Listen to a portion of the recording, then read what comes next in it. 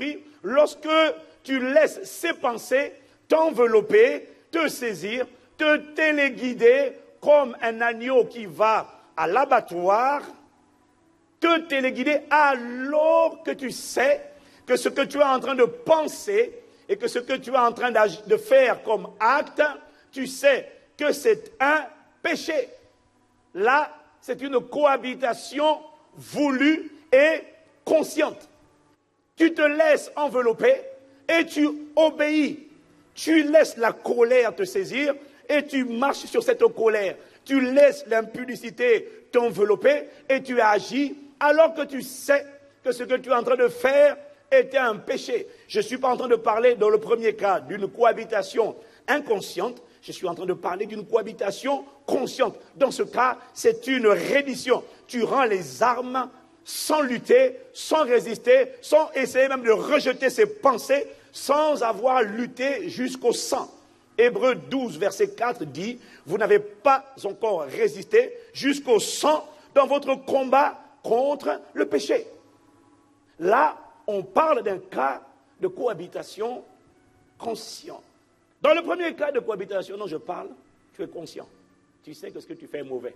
Tu n'as pas décidé de faire la guerre à l'impureté, l'impudicité, la colère, l'amertume, la jalousie. Tu sais que ce que tu fais est mauvais, mais tu le fais quand même. À cause de ton choix de cohabiter avec l'esprit de jalousie. Tu sais que c'est mauvais, mais tu vas quand même salir la personne, dénigrer. Tu sais que ta motivation, c'est la jalousie, mais tu prends plaisir à mettre des pots de banane. On va voir si elle va l'épouser, on va voir. Tu sais que là, c'est... Ah, c'est vrai! Ah, yes! Tu sais.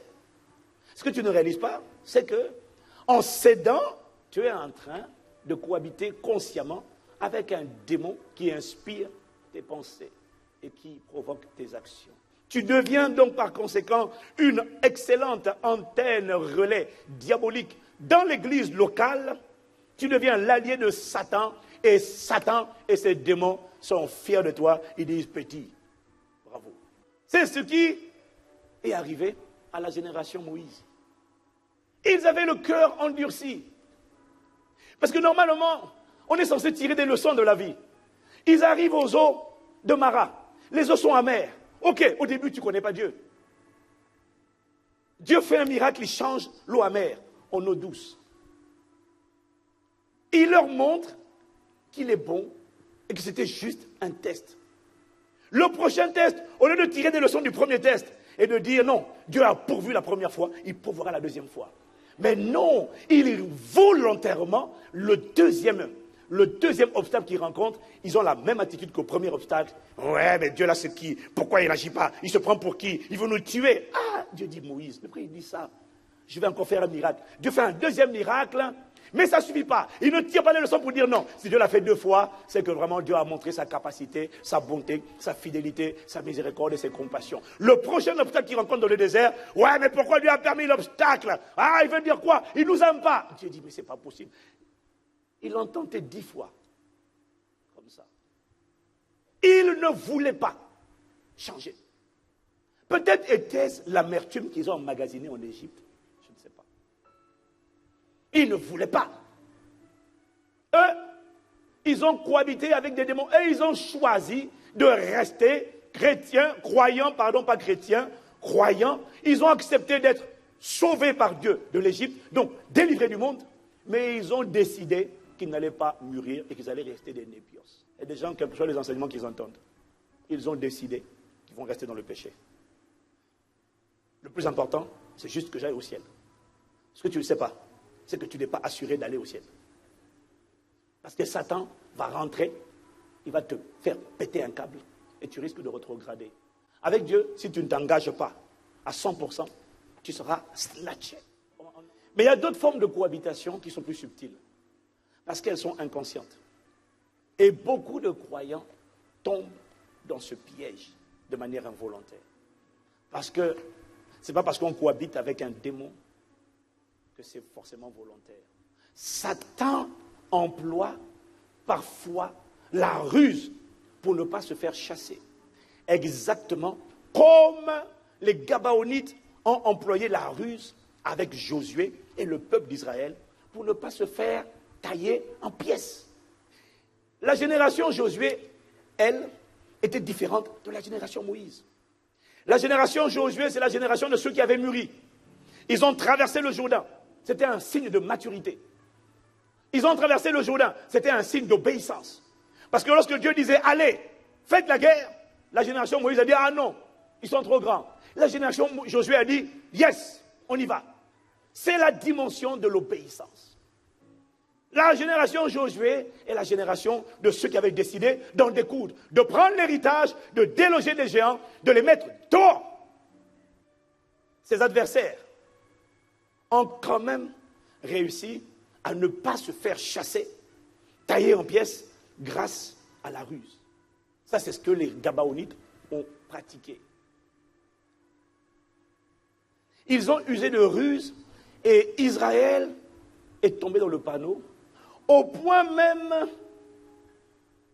de faire une alliance avec ceux qu'ils auraient dû chasser et tailler en pièces.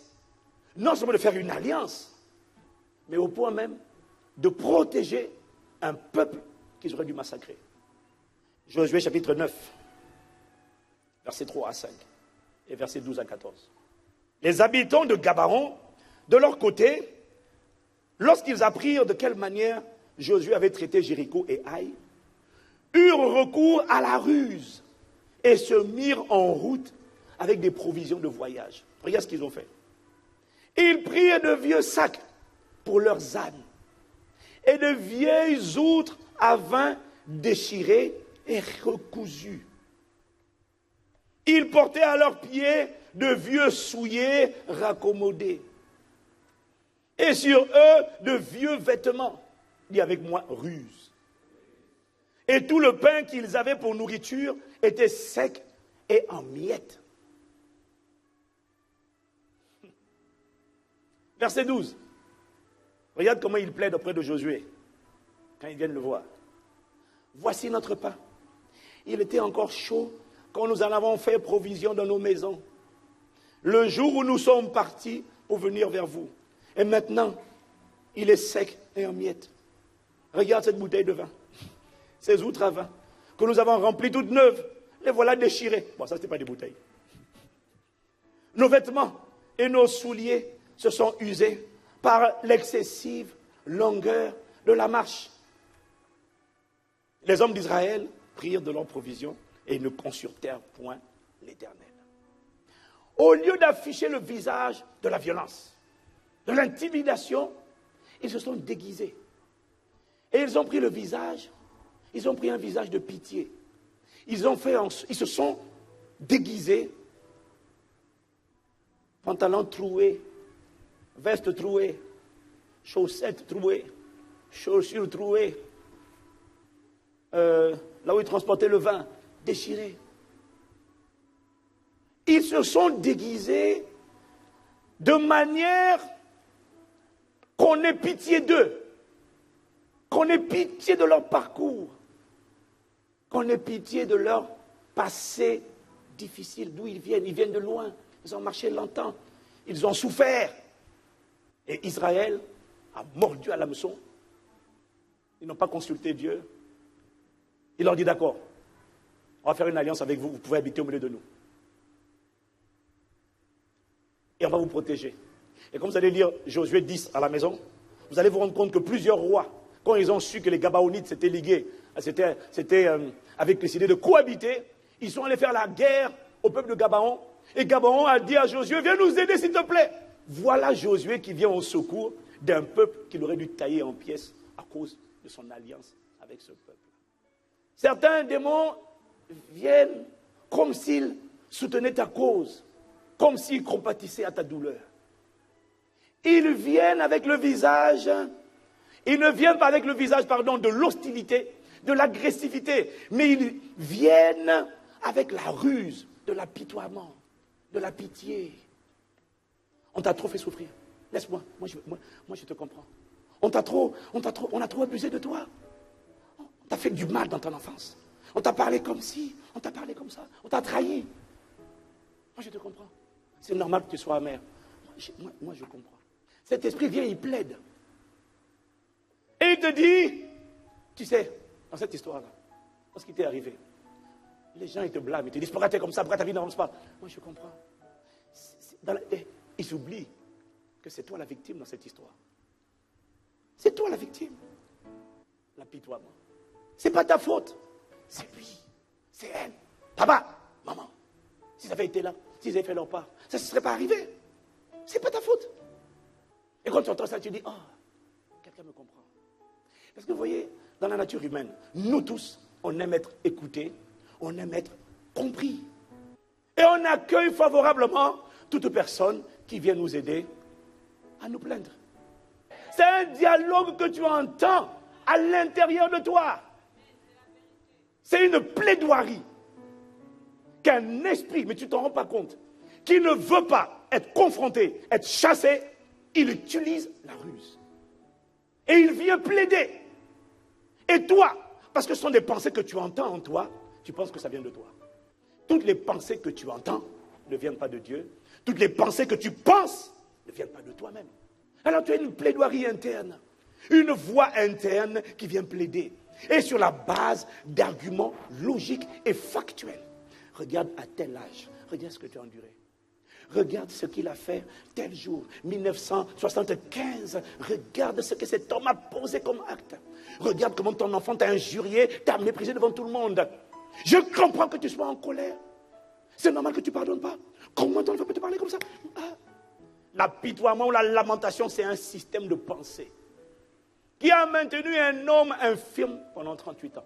Handicapé, immobilisé, bloqué, à l'arrêt pendant 38 ans. Jean 5, versets 5 à 7. L'histoire de la piscine de Bethesda. Là se trouvait un homme malade depuis 38 ans.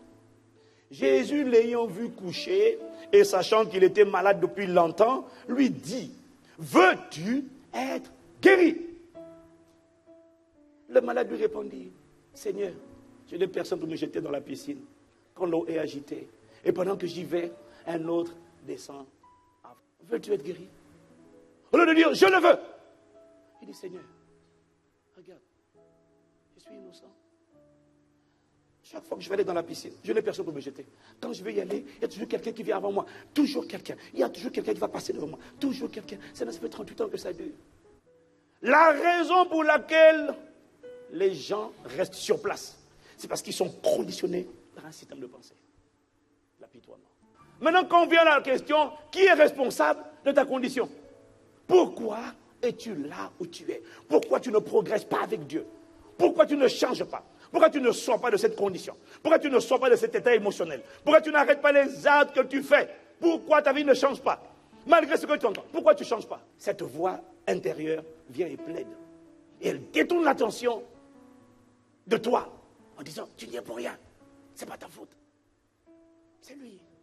La forteresse de l'apitoiement t'emmène à condamner une personne, la personne par laquelle tu as été offensé, alors que la Bible dit que le combat que nous menons n'est pas un combat contre les hommes, il n'est pas contre la chair et le sang, mais l'esprit d'apitoiement te convainc que ton problème, c'est ton blocage vient de cette personne. Mais la Bible dit que le combat n'est pas contre les hommes. Cette personne a peut-être agi, c'est vrai, mais elle a été un instrument. Mais l'apitoiement te dit non, c'est pas spirituel, c'est humain, c'est cette personne.